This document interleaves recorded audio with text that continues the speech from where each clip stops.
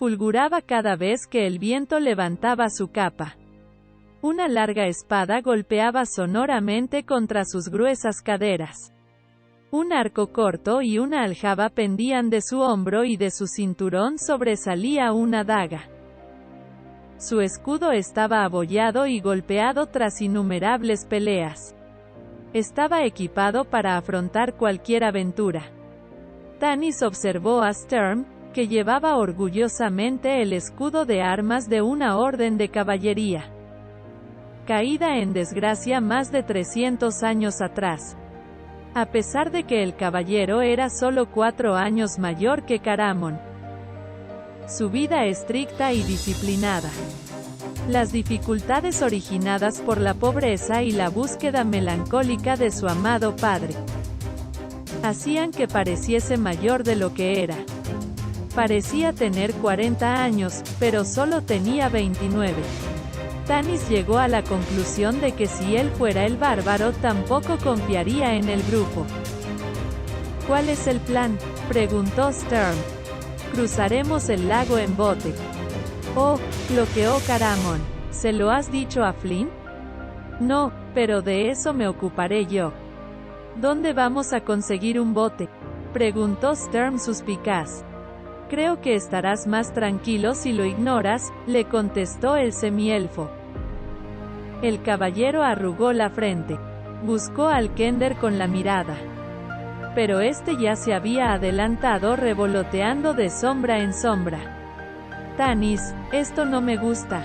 Primero asesinos y ahora estamos a punto de convertirnos en ladrones. Yo no me considero ningún asesino, gruñó Caramon. Los goblins no cuentan. Tanis notó que el caballero miraba fijamente a Caramon. A mí tampoco me gusta todo esto, Sturm, le dijo rápidamente, confiando evitar una discusión. Pero es cuestión de necesidad. Mira a los bárbaros. Su orgullo es lo único que los mantiene en pie. Mira a Raistlin. Sus ojos se desviaron hacia el mago que se arrastraba por la hojarasca, caminando siempre entre las sombras y apoyándose pesadamente en su bastón. De tanto en tanto, una tos seca sacudía todo su cuerpo. El rostro de Caramon se ensombreció. Tanis tiene razón. Raistlin no aguantará mucho más. Debo ir a su lado. Dejó al caballero y al semielfo y se apresuró a alcanzar la figura encorvada de su frágil hermano. Deja que te ayude, Raistlin, oyeron que le susurraba Caramon. Raistlin sacudió la cabeza y se apartó de su hermano. Caramon se encogió de hombros, pero se mantuvo cerca por si el mago lo necesitaba. No entiendo cómo lo aguanta, comentó Tanis en voz baja. Familia, lazos de sangre, Sturm parecía pensativo. Iba a decir algo más, pero tras observar el rostro de elfo de Tanis con su crecida barba de humano, guardó silencio. Tanis notó su mirada e imaginó lo que el caballero estaría pensando. Familia, lazos de sangre. Había ciertas cosas que el semielfo no entendería jamás. Apresurémonos, dijo bruscamente Tanis. Nos estamos rezagando. Pronto los bosques de Vallenuts de Solas quedaron atrás y el grupo entró en los bosques de pinos que rodeaban el lago Crystal Mere. Tanis oyó un débil sonido de gritos amortiguados por la distancia. Han encontrado los cadáveres, dijo. Sturm asintió apesadumbrado. De pronto, en medio de la oscuridad, apareció Taslehov. El sendero continúa una legua más hasta llegar al lago, dijo. Yo me reuniré con vosotros, ya me veréis. Después de un gesto vago e incierto, desapareció antes de que Tanis pudiese pronunciar una palabra. El semielfo volvió su mirada atrás, hacia Solas. Cada vez había más luces avanzando hacia ellos, seguramente los caminos ya estarían bloqueados. ¿Dónde está el Kender?, gruñó Flint mientras caminaban por el bosque. Taslejov se reunirá con nosotros en el lago. ¿Lago? Flint lo miró con expresión alarmada. ¿Qué lago? Solo hay un lago por aquí, Flint. Sigamos, no debemos detenernos.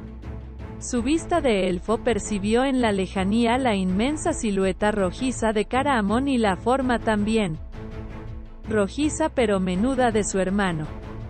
Creí que íbamos a escondernos en el bosque durante un rato en espera de un momento más favorable, dijo Flint forzando el paso para adelantar a Sturm y expresarle a Tanis su protesta. Vamos a ir en bote, le dijo Tanis sin dejar de andar. No, exclamó Flint, no pienso subirme a ningún bote. El accidente ocurrió hace ya 10 años. Mira, yo me ocuparé de que Caramon no se mueva y se quede sentado. Rotundamente no, nada de botes. Juré no volver a subirme a uno en toda mi vida. Tanis, le susurró Sturm desde atrás. Mira, luces. Maldición. El semielfo se giró. Tardó unos segundos en distinguir las luces que centelleaban entre los árboles. Cada vez más cerca. Corrió hacia adelante y alcanzó a Caramon, a Raistlin y a los bárbaros. Luces, exclamó en un agudo susurro. Caramon miró hacia atrás y comenzó a maldecir y Riverwind levantó el brazo, dándole a entender que le habían oído. Caramon, temo que vamos a tener que aligerar el paso, comenzó a decir Tanis. Lo conseguiremos, dijo imperturbable el gigante. Caminaba sosteniendo a Raistlin, rodeándole con el brazo, cargando prácticamente con su hermano, quien, entre toses, seguía avanzando. Sturm los alcanzó. Mientras caminaban por la maleza oyeron los resoplidos de Flint a poca distancia de ellos. El enano estaba enojado y refunfuñaba para sí. No vendrá, le dijo Sturm a Tanis. Aunque solo haya sido un accidente. Caramon no lo ahogó de milagro y desde entonces Flint le tiene un pánico mortal a los botes. Tú no estabas allí y no lo viste cuando conseguimos sacarle del agua. Vendrá, dijo Tanis respirando profundamente. No podrá permitir que corramos peligro sin estar él presente. Sturm movió la cabeza poco convencido. Tanis miró de nuevo hacia atrás. No vio las luces pero supuso que al haberse internado en el bosque, era difícil verlas. ViewmasterToire no impresionaba a nadie por su inteligencia. Pero no hacía falta ser muy listo para suponer que el grupo se dirigiría hacia el lago. El semielfo se detuvo bruscamente para evitar tropezar con alguien. ¿Qué pasa?, susurró. Hemos llegado, contestó Caramon. Tanis suspiró aliviado al ver la oscura superficie del lago Crystal Mere, salpicada de espumosos remolinos producidos por el batir del viento. ¿Dónde está Taslejov?, preguntó hablando en voz baja. Creo que está allá. Caramon señaló un oscuro objeto que flotaba junto a la orilla. Tanis divisó la aureola rojiza del Kender que se hallaba sentado en un bote grande. Las estrellas titilaban cristalinas en aquel cielo azul oscuro. La luna roja, Lunitari, aparecía como una uña sangrienta surgiendo del agua. Y su compañera nocturna, Solinari, que ya había ascendido, manchaba el agua de plata fundida. «Seremos un blanco perfecto», exclamó Sturm irritado. Tanis vio que Taslejov miraba a derecha e izquierda intentando localizarlos. Se agachó para recoger una piedra, y la lanzó al agua. Cayó muy cerca del bote. Taslejov captó la señal y condujo el bote hacia la costa. «¿Nos quieres meter a todos en un bote?», exclamó Flint horrorizado. «Estás loco, semielfo». «Es un bote grande», comentó Tanis. No, no iré, no iría ni aunque fuera uno de los legendarios barcos alados de Tarsis. Prefiero probar suerte con el teócrata. Tanis ignoró al malhumorado enano y se dirigió a Sturm. Consigue que todos suban a bordo. Nos iremos enseguida. No tardaré mucho, dijo Sturm. Escucha. Puedo oírlo, contestó seriamente Tanis. Hemos de irnos. ¿Qué son estos ruidos?, preguntó Goldmoon al caballero. Las brigadas de búsqueda de los goblins, contestó Sturm. Esos silbidos los mantienen en contacto cuando se separan. Están internándose en el bosque. Goldmoon asintió con la cabeza y le dirigió unas palabras a Riverwind en su propia lengua. Continuando, aparentemente, una conversación interrumpida por la llegada de Sturm. Él está tratando de convencerla de que deben separarse de nosotros, pensó Sturm. A lo mejor tiene la suficiente pericia para esconderse de la partida de goblins durante unos días, pero lo dudo. Riverwind, Gelando, dijo Goldmoon secamente. Sturm vio que Riverwind fruncía las cejas enojado y, sin decir una sola palabra, se giraba y caminaba hacia la orilla. Goldmoon suspiró y observó con el rostro teñido de tristeza cómo se alejaba. ¿Puedo hacer algo para ayudaros, señora?, le preguntó Sturm. No, respondió. Luego murmuró apesadumbrada, él es el rey de mi corazón, pero yo soy su reina. Cuando éramos jóvenes pensábamos que podríamos olvidarlo. Pero he sido princesa durante demasiado tiempo. ¿Por qué no confía en nosotros?, le preguntó Sturm. Porque tiene todos los prejuicios de nuestra raza, le contestó Goldmoon. La gente de las llanuras desconfía de los que no son humanos. Tanis no puede ocultar su sangre de elfo tras una barba. Luego está el enano, el Kender. ¿Y vos, señora?, le preguntó Sturm. ¿Por qué confiáis en nosotros? ¿Acaso no tenéis los mismos prejuicios? Goldmoon lo miró y dijo con voz baja y profunda. Cuando niña, yo era la princesa de mi pueblo, una sacerdotisa. Me adoraban como a una diosa y yo creía en ello pues me gustaba. Pero luego sucedió algo. Se quedó callada con la mirada inundada de recuerdos. ¿Qué sucedió?, preguntó Sturm. Me enamoré de un pastor. Goldmoon miró a Riverwind. Lanzó un suspiro y comenzó a caminar hacia el bote. Sturm vio que Riverwind se metía en el agua y acercaba el bote a la costa mientras Caramon y Raistlin alcanzaban la orilla. El mago, temblando, se sujetó los ropajes.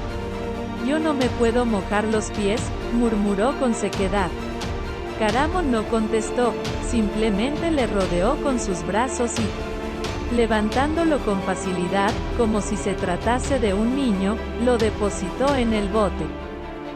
El mago se acurrucó en la popa sin pronunciar ni una sola palabra de agradecimiento. Yo sujetaré el bote, le dijo Caramon a Riverwind. Tú métete dentro. Riverwind dudó unos instantes y subió. Luego Caramon ayudó a Goldmoon, que se tambaleó, pues el barco se movía ligeramente. Los bárbaros se acomodaron en la parte trasera, detrás de Taslehov. Cuando Sturm se acercó, Caramon se volvió hacia él. ¿Qué está sucediendo ahí atrás? Flint dice que prefiere morir quemado antes que subirse a este bote. Que por lo menos así morirá calentito en vez de frío y mojado. Iré y lo arrastra con acento agudo hasta aquí, dijo Caramon. Será mucho peor. Fuiste tú el que casi lo ahoga, ¿recuerdas? Deja que Tanis lo solucione con su habitual diplomacia. Caramon asintió. Se quedaron en la orilla aguardando en silencio.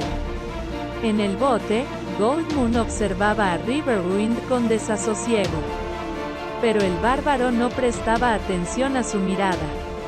Taslejov, agitándose constantemente en su asiento, comenzó a hacer preguntas en su habitual tono estridente. Pero una severa mirada de Sturm desde la orilla hizo que se callase. Raistlin se acurrucaba envuelto en sus ropajes, haciendo esfuerzos por contener una tos irreprimible. «Voy a ver qué ocurre», dijo finalmente Sturm, «los silbidos suenan cada vez más cerca. No podemos permitirnos retrasarnos más», pero justo en ese momento vio que Tanis le daba la mano al enano y caminaba solo hacia el bote. Flint se quedó donde estaba, en el linde del bosque. Sturm sacudió la cabeza. «Le dije a Tanis que el enano no vendría. Como dice el viejo refrán, tosudo como un enano», gruñó Caramon, «y este ha tenido 148 años para desarrollar su tosudez». Movió la cabeza con tristeza. «Seguro que lo echaremos de menos, has salvado mi vida en más de una ocasión. Dejadme que vaya a buscarle», un buen puñetazo en la mandíbula y no sabrá si está en un bote o en su propia cama. Tanis, que llegaba corriendo jadeante, oyó el último comentario. «No, Caramon», le dijo, «Flint nunca nos lo perdonaría, no temas por él, regresa a las colinas. Metámonos en el bote, cada vez hay más luces avanzando en esta dirección. Hasta un enano Gully sería capaz de seguir las huellas que hemos dejado en el bosque». «Es absurdo que nos mojemos todos», dijo Caramon sujetando el bote. «Méteos tú y Sturm, yo empujaré».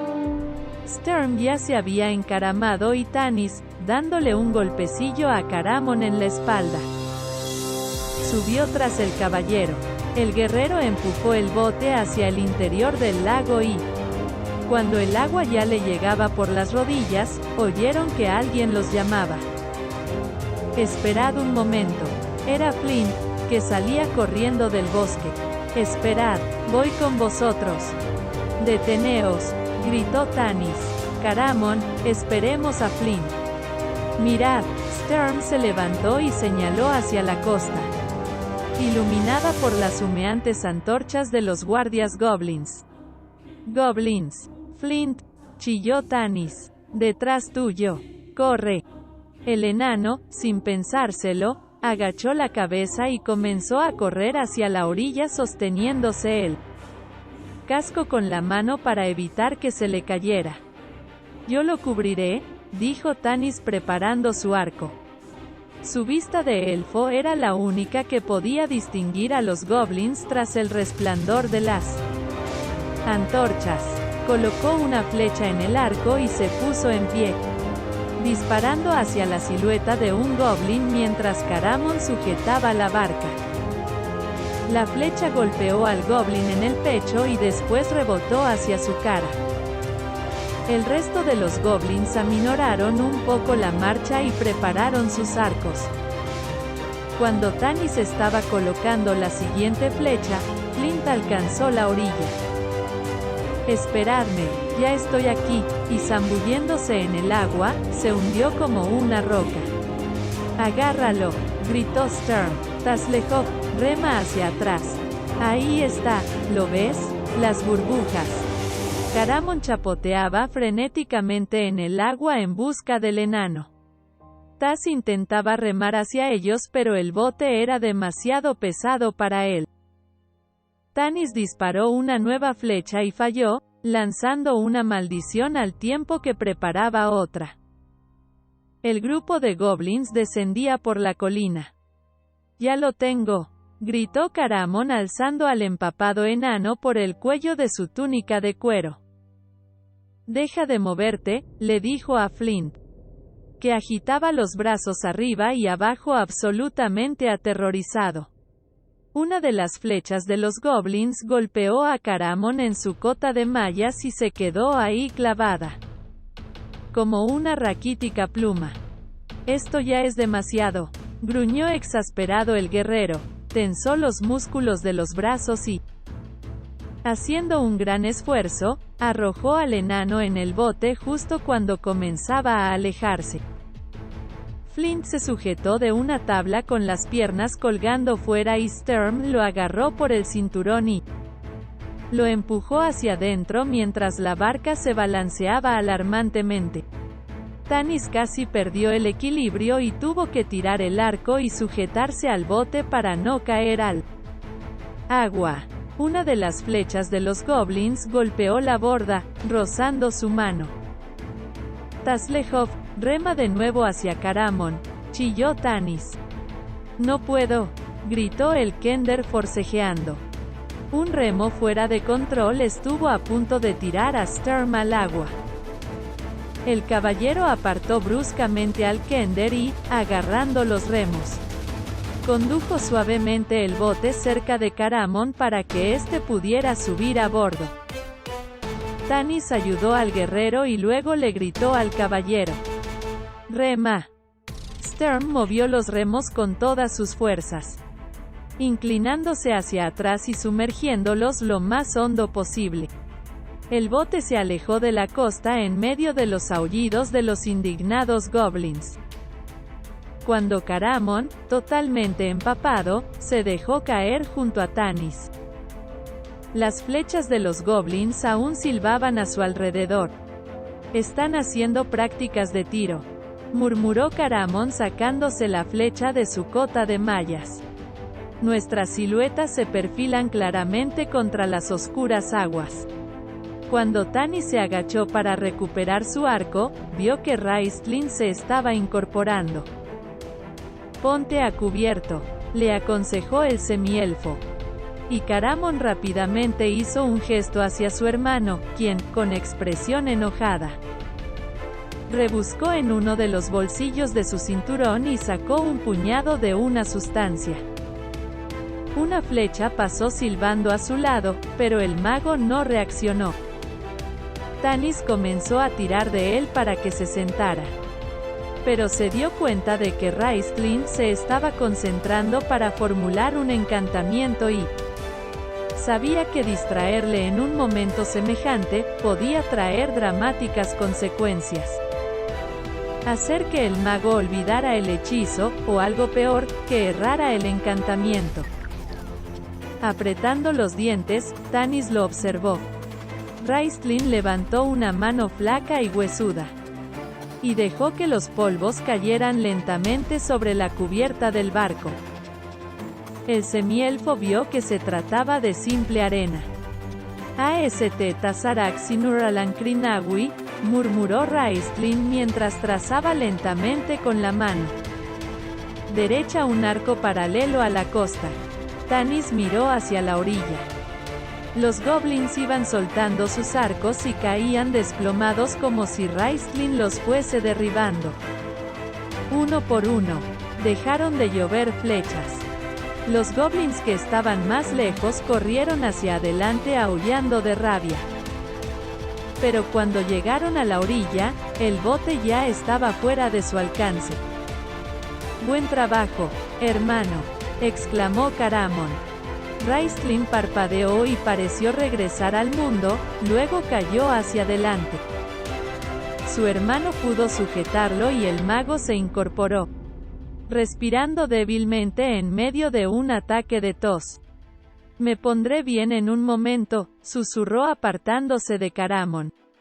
«¿Qué les has hecho?», preguntó Tanis mientras buscaba las flechas enemigas para sacarlas del bote pues, a veces, los goblins envenenaban las puntas de las flechas. «Hice que se durmieran», susurró Raistlin tiritando a causa del frío, «y ahora debo descansar». Se acurrucó de nuevo en un costado de la nave. Tanis observó a Raistlin. Indudablemente el mago había ganado habilidad y poder. Oyala pudiera confiar en él, pensó el semielfo. El bote avanzaba sobre el lago inundado de estrellas. El silencio, aparte del rítmico chasquido de los remos en el agua y de la tos seca y tormentosa del mago, era absoluto. Taslejov destapó la bota de vino que Flint había conseguido conservar. A pesar de la accidentada huida, intentó que el congelado enano tomara un trago y dejara de tiritar, pero Flint, agachado en la popa, tembloroso, no quiso moverse y continuó mirando fijamente al agua. Goldmoon se acurrucó todavía más, envuelta en su capa de pieles. Vestía los suaves pantalones de ante de su tribu cubiertos por un faldillín y una túnica con cinturón, y calzaba unas botas de piel. Cuando Caramon había arrojado a Flint a bordo, el bote se había llenado de agua, por lo que el ante se había adherido a la piel de la mujer y al poco rato ésta se hallaba helada de frío y temblando. «Toma mi capa», le dijo Riverwind en su idioma mientras comenzaba a desabrocharse su capa de piel de oso. «No», Goldmoon negó con la cabeza. «Has tenido fiebre. Yo nunca me pongo enferma, tú lo sabes». Pero, le miró a los ojos y sonrió. «Puedes rodarme con tu brazo, guerrero. El calor de nuestros cuerpos nos ayudará a ambos». «¿Es una orden, princesa?», le susurró Riverwind importunándola y acercándose más a ella. «Lo es», dijo ella apoyándose en él y lanzando un suspiro de satisfacción. Dirigió la mirada hacia el estrellado cielo y de pronto se sobresaltó y dio un respingo. «¿Qué ocurre?», preguntó Riverwind mirando hacia arriba. Los demás, aunque no habían entendido la conversación, se dieron cuenta de que algo sucedía y alzaron la mirada. Caramon, dándole un codazo a su hermano, le preguntó: «¿Qué sucede, Raistlin? Yo no veo nada». El mago se incorporó, tosiendo, y se sacó la capucha. Cuando el espasmo pasó, observó el cielo. Su cuerpo se puso tenso y abrió los ojos de par en par. Alargando su mano delgada y huesuda, Raistlin agarró firmemente a Tanis por el brazo. Tanis, el mago hablaba entrecortadamente, le fallaba la respiración. «Las constelaciones». «¿Cómo?». Tanis miraba al mago sorprendido por la palidez de su dorada piel metálica y del brillo febril de sus extraños ojos. «¿Qué dices de las constelaciones?». «Han desaparecido», dijo Raistlin crispado, en medio de un fuerte ataque de tos. Caramon le rodeó con sus brazos, estrechándolo fuertemente, intentando proteger el frágil cuerpo de su hermano.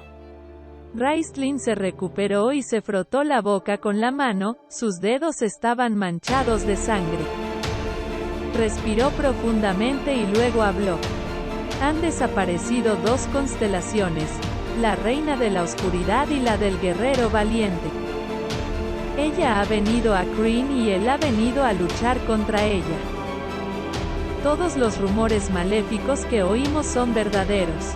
Guerra, muerte, destrucción». Su voz se fundió en un nuevo ataque de tos. Caramon lo sostuvo. «Vamos, Raistlin», le susurró, «no te preocupes, son solo un puñado de estrellas». «Solo un puñado de estrellas», repitió Tanis. Stern comenzó a remar de nuevo, esforzándose por alcanzar la orilla opuesta. 6. Noche en la gruta. Discordia. Tanis toma una decisión. Comenzó a soplar un viento helado y por el norte se aproximaron nubes tormentosas que fueron rellenando los huecos dejados por las constelaciones desaparecidas. Empezó a llover y los compañeros se acurrucaron en el fondo del bote arropados con sus capas. Caramon se reunió con Stern e intentó hablarle, pero el caballero lo ignoró, remando silenciosamente con el semblante severo, murmurando de tanto en tanto para sí en el idioma solámnico. «Stern, allá, a mano izquierda, entre esas rocas inmensas», le gritó Tanis, señalando. Stern y Caramon remaban con fuerza. A causa de la lluvia era difícil distinguir el perfil de las rocas y por un momento creyeron que se habían perdido en la oscuridad. Pero segundos después apareció ante ellos el acantilado. Sturm y Caramon aproximaron el bote a la costa y Tanis saltó al agua, empujando la embarcación hasta la orilla. Llovía torrencialmente, por lo que los compañeros abandonaron la barca empapados y helados de frío. A Flint tuvieron que sacarlo, pues el enano parecía un goblin muerto. Estaba totalmente rígido de pánico. Mientras Riverwind y Caramon escondían el bote entre la frondosa maleza, Tanis condujo al resto por un pedregoso sendero hasta una pequeña abertura del acantilado. Parecía una simple grieta en la superficie, pero al pasar al interior vieron que era lo suficientemente amplia para que todos pudiesen instalarse confortablemente. «Bonita casa», dijo Taslejov mirando a su alrededor. «Bastante austera en lo que se refiere a los muebles, pero…» Tanis le sonrió socarronamente. «Servirá para pasar la noche, ni el enano se quejará. Y si lo hace será enviado a dormir al bote». Taslejov le devolvió una amplia sonrisa. Le alegraba ver de nuevo al viejo Tanis. Cuando se habían reunido, había encontrado al semielfo extrañamente malhumorado e indeciso. Muy diferente de aquel valeroso líder que él recordaba. Pero ahora que estaban de nuevo en marcha, sus ojos brillaban otra vez. Había salido de su concha y volvía a hacerse cargo de la situación, tomando una vez más su papel habitual. Una aventura como esta le sentaría bien para dejar de pensar en sus problemas, cualesquiera que estos fuesen. Caramon transportó a su hermano desde el bote y lo depositó lo más suavemente que pudo sobre la cálida arena que cubría el suelo de la gruta. Riverwind intentó encender un fuego con ramas húmedas, que crujieron, chisporrotearon y prendieron al poco rato. El humo serpenteaba hacia el techo y salía por una grieta. El bárbaro cubrió la entrada de la cueva con maleza y ramas caídas, evitando así que desde afuera pudiera verse la luz del fuego o que entrase la lluvia. «Lo hace bien, casi podría ser uno de nosotros», pensó Tanis mientras observaba cómo trabajaba el bárbaro. Suspirando, el semielfo volvió a fijar su atención en Raistlin y arrodillándose junto a él, miró al joven mago con preocupación. El reflejo oscilante de las llamas del fuego en el pálido rostro de Raistlin le recordó a Tanis una ocasión en que él, Flint y Caramon habían rescatado al mago de una violenta muchedumbre que pretendía quemarle en la hoguera. Raistlin había osado desenmascarar a un clérigo charlatán que estafaba dinero a la gente de la ciudad y, en lugar de enojarse con el clérigo, la gente se había enojado con el mago. Tal como Tanis le había dicho a Flint, la gente necesitaba creer en algo. Caramon arropaba con su capa a su hermano. A este, sacudido por espasmos de tos, le manaba sangre de la boca y sus ojos brillaban febriles. Goldmoon se arrodilló a su lado con una copa de vino en la mano. ¿Puedes beber esto?, le preguntó amablemente. Raistlin negó con la cabeza, intentó hablar. Tosió y apartó con la mano la copa que ella le brindaba. Goldmoon miró a Tanis. ¿Tal vez mi vara?, preguntó. No. Raistlin, que apenas podía hablar, hizo un gesto para que Tanis se acercara. A pesar de estar muy cerca, Tanis casi no podía escuchar las palabras del mago.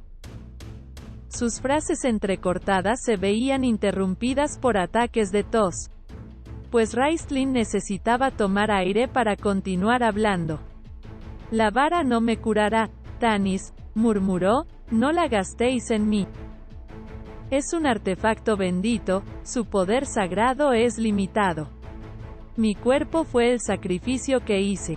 Por mi magia. Esto es irrevocable, nada ni nadie puede ayudarme. Su voz se apagó y sus ojos se cerraron. De pronto el fuego comenzó a llamear y el viento se arremolinó en la caverna. Tanis vio que Sturm apartaba la maleza para entrar en la gruta con Flint, que caminaba dando traspiés. El caballero acompañó al enano hasta el fuego y lo dejó allí. Ambos estaban empapados. A Sturm se le veía fuera de sus casillas. Tanis lo observó preocupado, reconociendo en él los signos de las depresiones que le sobrevenían de tanto en tanto. Al caballero le gustaba el orden y la disciplina, por lo que la desaparición de las estrellas y la ruptura del orden natural de las cosas le habían afectado. Tasslehoff envolvió en una manta a Flint, que se hallaba acurrucado en el suelo con los dientes rechinándole de tal forma que hasta el casco le temblaba. BBB Barca, era la única palabra que el enano podía pronunciar. El Kender le sirvió una copa de vino que Flint bebió con avidez. Sturm miró a Flint enojado. «Haré la primera guardia», dijo mientras caminaba hacia la entrada de la gruta. Riverwind se puso en pie. «Yo vigilaré contigo». Sturm se detuvo y se giró lentamente hacia el alto hombre de las llanuras. Tanis observó el rostro del caballero, iluminado por la luz del fuego. Alrededor de su boca severa se dibujaban marcadas líneas oscuras. A pesar de ser más bajo que Riverwind, el aire de nobleza y la rigidez de su figura hacían que ambos pareciesen de igual estatura. «Soy un caballero de Solamnia», dijo Sturm. «Mi palabra es mi honor y mi honor es mi vida. En la posada di mi palabra de que os protegería a ti y a tu dama. Si dudas de mi palabra, dudas de mi honor y por tanto me ofendes. No puedo permitir que esta ofensa quede entre nosotros». Sturm, Tanis se había puesto en pie. Sin apartar los ojos del bárbaro, el caballero levantó una mano. «Tanis, no te metas», dijo Sturm. «Bien, ¿qué eliges, espadas o cuchillos? ¿Con qué peleáis los bárbaros?» La estoica expresión de Riverwind no varió. Contempló al caballero con sus intensos ojos castaños. Luego habló escogiendo cuidadosamente sus palabras. «En ningún momento he querido poner en duda tu honor. No conozco a los hombres ni a sus pueblos y voy a hablarte con sinceridad, tengo miedo. Es mi temor lo que me hace hablar de esta manera. Tengo miedo desde que me entregaron la vara de cristal azul y, sobre todo, tengo miedo por Goldmoon». El hombre de las llanuras miró hacia la mujer y en sus ojos se reflejó el destello del fuego. «Sin ella, moriría. ¿Cómo puedo confiar?». La voz le falló. Su máscara de estoicismo se quebró, destrozado por la pena y la fatiga. Sus rodillas se doblaron y cayó hacia adelante. Sturm lo sostuvo. «No podrías, lo comprendo», dijo el caballero, «estás cansado y has estado enfermo». Ayudó a Tanis a recostar al bárbaro en el fondo de la gruta. «Ahora descansa. Yo haré la guardia». El caballero, sin decir una palabra más, apartó la maleza y salió de la gruta. Goldmoon, que había escuchado el altercado en silencio, trasladó sus escasas pertenencias al fondo de la caverna y se arrodilló junto a Riverwind. Ella rodeó con el brazo y la apretó contra sí hundiendo el rostro entre sus cabellos de oro y plata. Envueltos en la capa de pieles de Riverwind, pronto se quedaron dormidos. La cabeza de Goldmoon descansaba sobre el pecho del bárbaro. Tanis suspiró aliviado y se volvió hacia Raistlin, que estaba sumido en un sueño irregular. De tanto en tanto murmuraba extrañas palabras en el idioma de los magos y alargaba el brazo para tocar su bastón. Tanis miró a su alrededor. Taslejov estaba sentado con las piernas cruzadas delante del fuego, seleccionando los objetos que había obtenido y que tenía extendidos delante suyo. Había un reluciente anillo, unas cuantas monedas extrañas, una pluma de pájaro chotacabras, pedazos de bramante, un collar de perlas, una muñeca de jabón y un silbato. El anillo le resultó familiar, estaba hecho por un elfo y le había sido entregado a Tanis años atrás por alguien que él recordaba muy bien. Era un anillo de doradas hojas de hiedra delicadamente talladas. Tanis se acercó al kender caminando con cuidado para no despertar al resto. Taslejov le dio unos golpecillos al kender sobre el hombro y señaló el aro. «Mi anillo. ¿Es tuyo?», preguntó Taslejov con expresión inocente. «¿Este anillo es tuyo? Me alegro de haberlo encontrado, se te debió caer en la posada». Tanis recogió el anillo esbozando una sonrisa irónica y se instaló al lado del kender. «¿Tienes algún mapa de esta zona?». Los ojos del kender brillaron. «¿Un mapa?». «Claro, Tanis, por supuesto». Recogió todos sus tesoros y los metió en una de sus bolsas. De un bolsillo sacó una caja tallada a mano, para guardar pergaminos, y extrajo un fajo de mapas. Tanis había visto anteriormente la colección del kender, pero nunca dejaba de sorprenderle. Debía haber unos 100, dibujados sobre cualquier cosa, pergaminos, cuero blando e incluso sobre hojas de palmera. Pensaba que conocías perfectamente cada árbol de esta zona. Taslejov iba seleccionando los mapas y sus ojos brillaban cuando veía alguno de los que más le gustaban. El semielfo negó con la cabeza. «He vivido por aquí muchos años, pero no nos engañemos. No conozco ni una sola de las sendas ocultas y secretas. No hay muchas que vayan a Haven».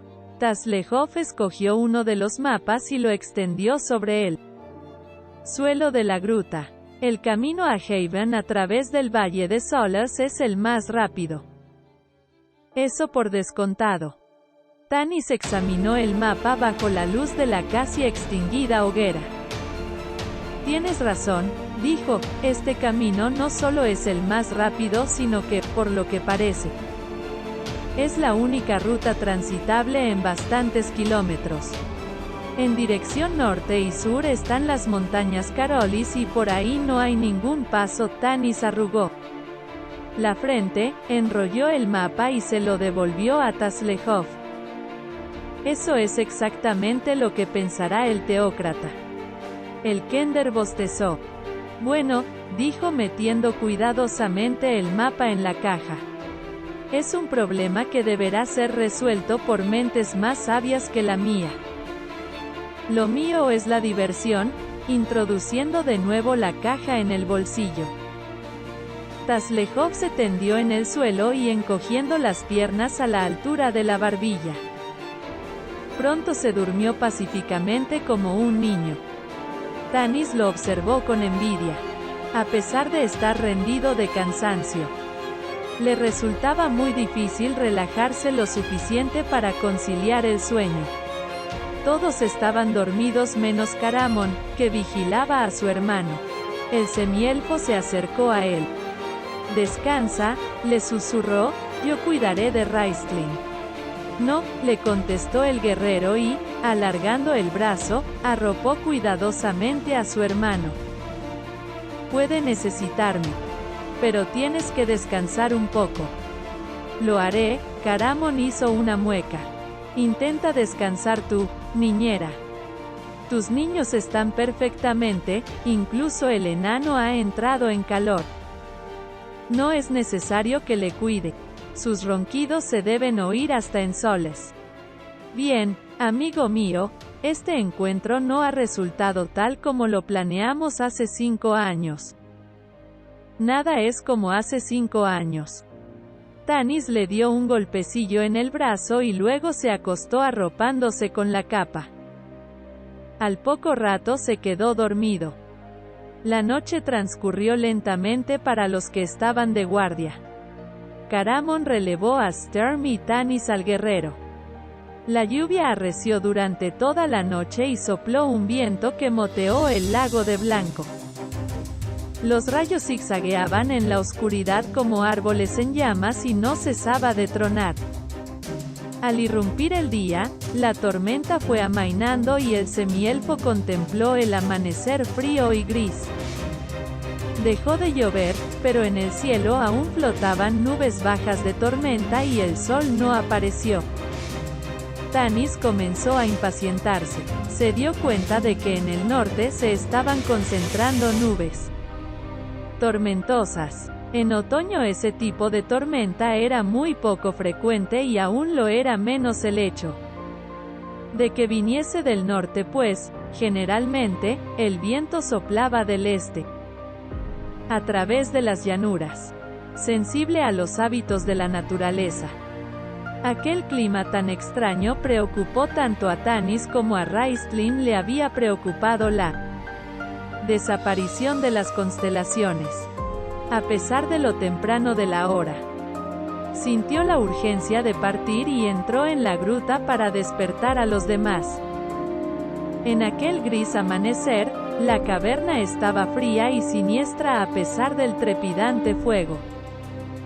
Goldmoon y Taslehov estaban preparando el desayuno y Riverwind, en el fondo de la cueva, sacudía la capa de pieles de Goldmoon.